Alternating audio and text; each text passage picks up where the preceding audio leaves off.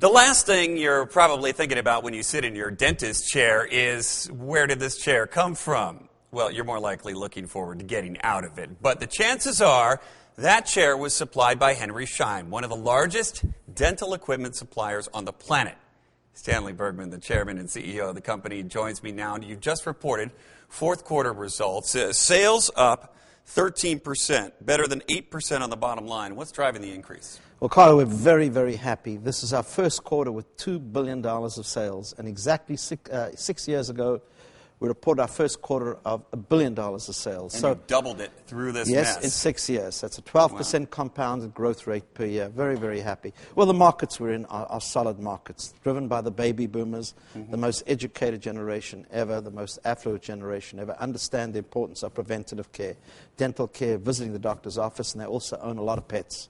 Okay. So it's good for all three of our business units. And what's really driving the sales right now?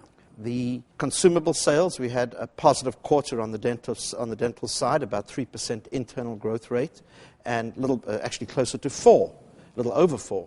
And that's driven by an increase in the number of visits to the dentist's office. Okay, so people are beginning to go to the dentist more often. It's surprising, because I would think that dental sales would be one of the things that are lagging, and just for that very reason, that people tend to skip the dentist more frequently than they skip their regular doctor. Yes, but the public is understanding the importance of preventative care. Preventative dental care is very good. It's, of course, good for your overall health care, but also for your mouth and for your oral care. Let's also talk about the veterinary supply business. You just got into this last year. You said it's going well already.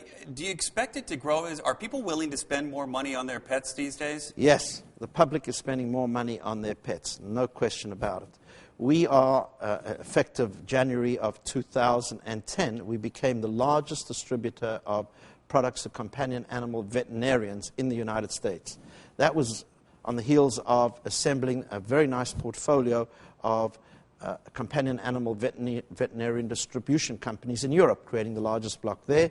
And in January of this year, we announced the acquisition of ProVet in Australia, making us the largest distributor of companion animal veterinary products and agricultural veterinary products in Australia and New Zealand. Almost a $2.5 billion business. You're basically a fulfillment business. You don't actually make your own equipment that you sell, right? We provide all the services to help the practitioner run a better business, from software to financial services to continuing education, consultancy services.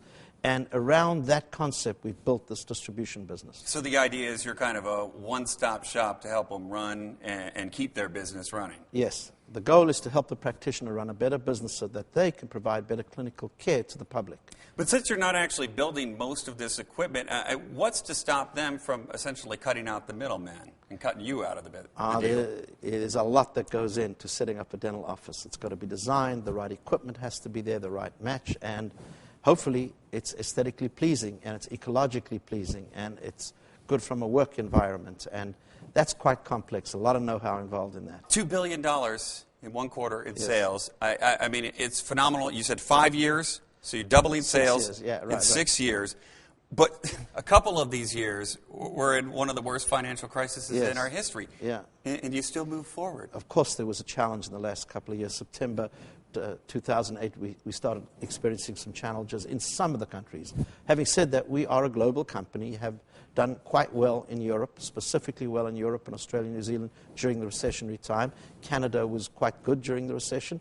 We had some issues here, but generally we were in positive territory. Stanley Bergman, CEO of Henry Schein. Thank you so much for joining me. Very interesting. Thank you.